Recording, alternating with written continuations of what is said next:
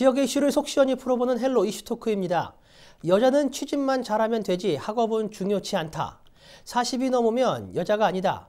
2019년에 나온 말이라고는 믿기 힘든 성차별 발언이 지성의 전당이라는 대학 교단에서 나왔습니다. 바로 인천대학교에서 일어난 일인데요. 학생들은 해당 교수가 폭언은 물론 폭행까지 했다고 주장하고 있습니다.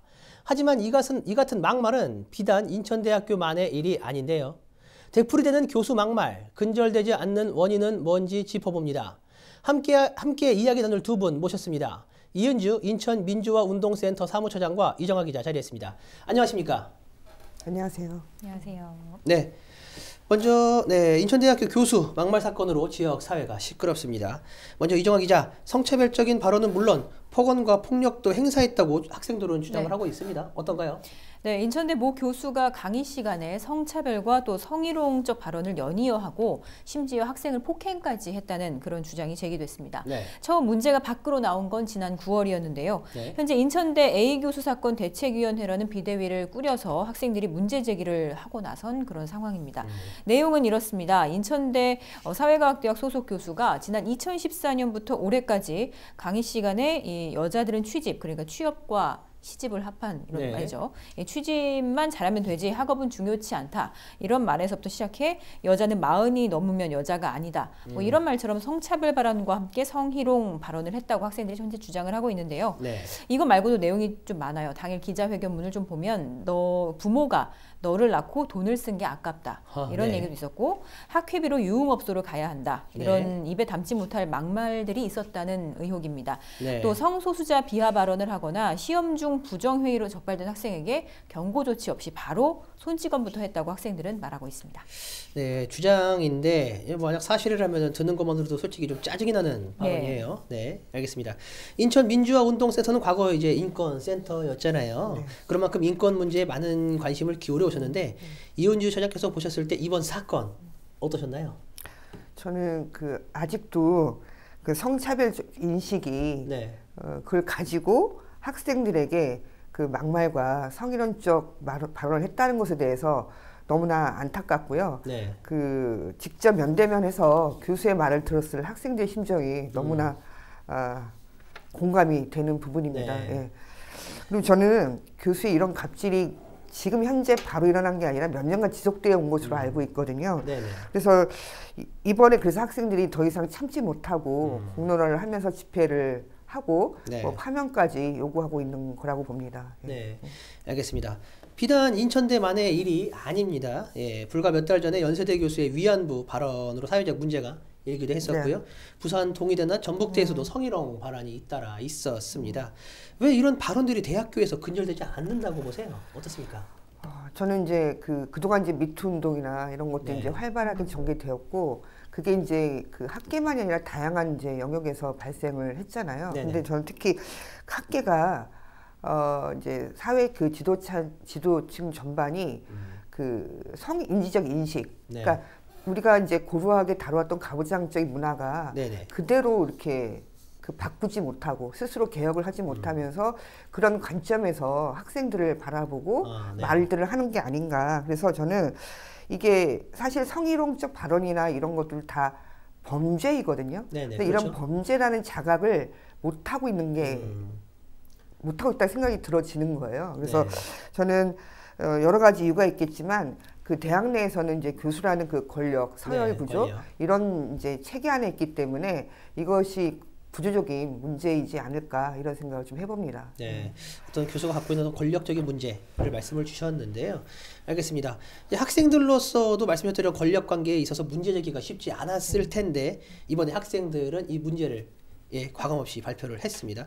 학생들의 문제 제기에 대해서 이정아 기자, 인천대 교수, 해당 인천대 교수는 어떤 입장인가요? 네, 일단 뭐 학생들도 그렇고 수용할 수 있는 수준을 넘어섰다고 지금 말하고 있는데 학생들이 현재 더 분노하는 것은 이제 언론에도 기사가 났고 학내에도 문제가 일파만파로 번지자 해당 교수가 나는 그럴 의도는 아니었다 이렇게 사과문을 적어서 학생들에게 이메일로 사과문을 발송을 한 것으로 알려졌습니다.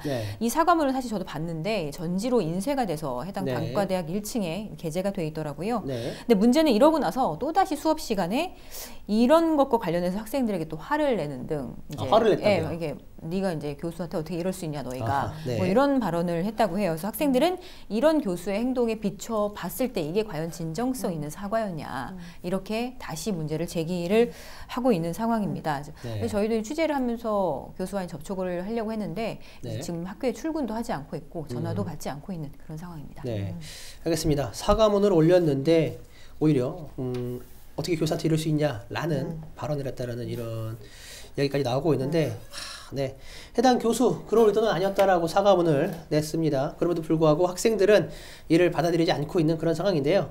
차장께서는 그 해당 교수의 사과문 네. 어떻게 보십니까? 저는 그 당사자인 학생들이 진정성을 느끼지 못한다면 그는 사과가 아니라는 생각이 들고요.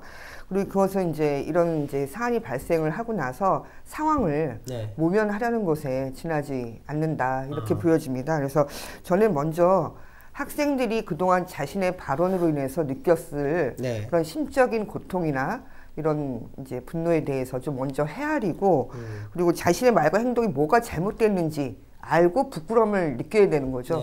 그리고 자신의 말과 행동에 책임을 지는 게 그것이 저는 진정한 사과라고 봅니다. 자신의 잘못을 진실하게 알아야 이제 해당 사과도 할 수 있을 것 같은데요. 알겠습니다. 이 사건에 대해 학생 측에서는 대책위를 구성하고 지난 17일 기자회견까지 열었습니다. 이정화 기자 직접 현장을 다녀왔는데 학생들이 제기한 문제와 구체적인 요구사항은 어떻습니까? 학생들이 지금 현재 요구하고 있는 것은 단 하나입니다. 바로 해당 교수가 다시는 이 강단에 서지 못하도록 파면하자는 건데요. 현장 분위기는 매우 좀 무거웠습니다. 당연히 좋을 수가 없을 텐데 학생들이 입장문을 연이어 낭독을 했는데 대책위는 이에 따라 학교 측의 교수를 파면하고 또 권력형 성범죄와 인권 침해를 예방할 실효성 있는 대책을 마련하라고 촉구했습니다. 문제가 불거지자 해당 교수는 현재 학교에 나오지 않고 있고요. 모든 수업에서도 배제된 상황입니다. 인천대 관계자는 인천대 인권센터 주관으로 조사위원회를 열어서 이번 사건의 사실관계를 파악하고 관련 절차를 진행할 예정이라고 밝혔는데 그러면서 징계 수위에 대해서는 아직 결정된 바가 없다 이렇게 밝히기도 했습니다. 현재는 해당 교수를 지도 교수직에서도 배제를 한 상황이고요. 앞으로 진상조사 결과에 따라 교원 징계위원회를 열어 징계 여부를 결정한다는 방침입니다. 현재 지금 해당 교수는 업무에서 지금 배제가 된 상황인데요. 학생들은 파면까지 요구하고 있는 그런 상황입니다. 인천 대책위 학생들의 목소리를 직접 한번 들어보시겠습니다. 그 대책위의 지금 요구 사항은 정확하게 뭔가요? A 교수 파면하라입니다. 징계위원회를 열어서 A 교수 파면하라를 외칠 예정이고 추후에는 이제 징계위원회에 학생위원을 추가를 해서 학생위원회 보장을 해서 학생들의 의견까지 반영될 수 있도록 하는 것이 저희 목표입니다. 지금 모든 수업에서 일단 물러났다고 하는데 요거 가지고는 만족을 못 하시는 거죠? 네, 그렇죠. 정당한 징계를 받아야 한다고 생각을 합니다. 이 교수가 파면까지 이루어지지 않는다면 대책위는 어떤 추후 행동을 하실 생각인가요? 끝까지 파면을 요구를 할 생각입니다. 파면 결정이 내려지지 않고 만약에 솜방망이 처벌 이전 사례들처럼 뭐 정직 3개월이라든지 그런 솜방망이 처벌이 내려진다면 저희는 뭐 끝까지 뭐 농성을 할 수도 있겠고 조금 더 강력한 투쟁을 이어나갈 생각입니다. 이제 학교 측의 이제 미온적 태도에 대해서도 좀 지적을 하셨어요. 그 이유는 뭔가요? 학교에서 그 1차적으로 대책위가 꾸려지기 전에 저도 어떤 분인지 모르는데 그 학과 학우분께서 언론에 고발을 하셨나 봐요. 그래서 기사가 났었고 그래서 그 기사를 본 교수가 학생들에게 사과 메일을 돌렸는데 그 메일이 굉장히 뭐 나의 의도는 그렇지 않았는데 너네가 기분 나빴다면 미안하다 이런 식의 말도 안 되는 사과문이었어요. 그리고 나서 그 사과문을 돌리고 나서도 계속 교수가 폭언을 했었죠. 너네 어떻게 교수한테 이럴 수가 있느냐? 뭐 어쩌고 저쩌고 욕을 많이 하셨고 그랬는데도 불구하고 그 기사가 나고 나서 대책위가 꾸려지기까지 시간이 좀 있었어요. 한 2-3주 정도 있었는데 그때까지 학교에서는 아무런 조치를 취하지 않았다는 점에 대해서 고발하고 싶었습니다. 이거에 대해서 학생으로 지금 마음이 아플 텐데 심정을 한번 좀 말씀해 주세요. 사실 A 교수뿐만의 문제가 아니잖아요. 이 약간 상식선에서 가해하는 교수들이 있고 비상식선에서 가해하는 교수들이 있는데 그 비상식선에서 가해한 교수라고 생각을 해서 이렇게 대책위까지 꾸렸다고 생각이 되거든요. 그래서 이번 사건을 계기로 해서 좀 더 나은 대학이 만들어졌으면 좋겠다는, 권력형 교수 가해가 없는 학교가 만들어졌으면 좋겠다는 생각이고, 또 저는 직접 당사자는 아닌데, 피해 당사자는 아닌데 그 강의실에서 그 폭력과 폭언과 성희롱 성차별 발언을 들었던 학생들의 심정이 어떨지 너무 마음이 아프고 네, 착잡합니다. 네, 권력형 교수 문제를 이번 기회에 뿌리 뽑아야 한다는 학생들의 의지가 좀 인상 깊었는데요. 특히 이제 언론에 보도가 나가자 이제 학교 측에서 그때서야 이제 대응에 나섰다는, 그 전까지는 미온적인 태도를 일관했다라는 이런 부분도 지금 이야기를 학생들은 하고 있는 그런 상황입니다. 이정화 기자, 인천대학교 이 문제에 대해서 대응 어떻게 했나요?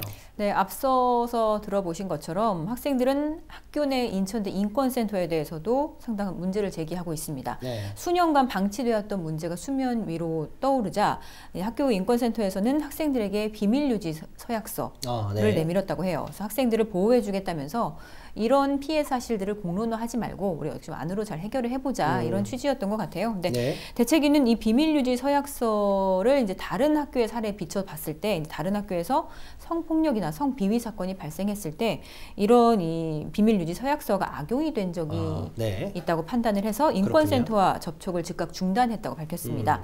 그리고 또 해당 학과의 또 다른 교수는 지금 이 피해 사실을 수집하는 학생들이 누군지를 알기 위해서 학생들에게 면담 요청을 했다고 해요. 그래서 2차 가해를 또 했다고 학생들은 주장을 하고 있는 상황인데, 누구보다도 이 학생들의 피해에 먼저 좀 귀 기울이고 앞장서야 할 인권센터나 교수들이 이 제19 감싸기나 은폐, 또 학생들 입막음부터 하려고 나섰다는 것에 대해서 학생들은 상당히 분노하고 있는 상황입니다. 네, 학교 측에서 이 해당 사실을 공론화하지 말자, 비밀에 붙이자 라고 하면서 비밀유지 서약서를 그 학생들에게 내밀었다고 하는 점이 좀 상식적으로 좀 이해가 가지 않는 그런 상황인데요.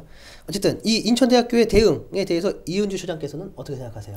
예, 학생들이 이번 문제에 적극적으로 나서게 된 게 그 A 교수의 발언과 막말이 오래된 일이고, 저는 좀 안타까운 게 그동안 학교 측이 좀 이 문제에 대해서 파악하고 적극적으로 대응했다면 좀 이런 일이 발생하지 않았을까라는 좀 아쉬움이 남습니다. 근데 이제 아까 말씀하신 것처럼 인권센터 비밀서약서를 얘기를 했다고 하는데 좀 더 지켜봐야 될 것 같아요. 그러니까 정말 인천대가 이번 문제를 제대로 조사를 해서 예방이나 사후 대책을 어떻게 마련할 건지를 정말 인천 시민 사회가 좀 지켜봐야 될 것 같습니다. 네, 인천대의 대응을 일단 어떻게 처리한지를 지켜봐야 할 것 같다라고 이야기를 주셨는데요. 알겠습니다. 학교 측은 이제 진상조사 후 처벌을 논의하겠다는 그런 입장입니다. 학생들은 파면을 요구하고 있는 그런 상황인데요. 이정화 기자, 파면은 어떻게 보면 가장 높은 징계인데 이와 같은 사례가 있나요? 어떤가요? 네, 올해 국감에서도 이게 발표가 됐습니다. 국회 교육위원회 소속 박찬대 의원이 교육부에서 제출받은 국정감사 자료에 따르면 지난 2016년부터 올해 7월 사이에, 그러니까 최근 4년간 4년제 대학에서 교원에 의해서 이제 일어난 이 성비위 사건이 모두 123건이 발생을 한 것으로 드러났습니다. 전국 193개 대학이 조사를 참여했는데 이 가운데 이제 123개 학교가 응답을 했고 이 중에 70개 대학은 아예 조사에 응하지 않았다고 해요. 그래서 이는 실제 징계 사례는 이보다 더 늘어날 수도 있다는 이런 추측인데, 전체 성비위 사건 123건 가운데 52.8%인 65건에서 교원의 파면이나 해임 등 중징계가 나왔습니다.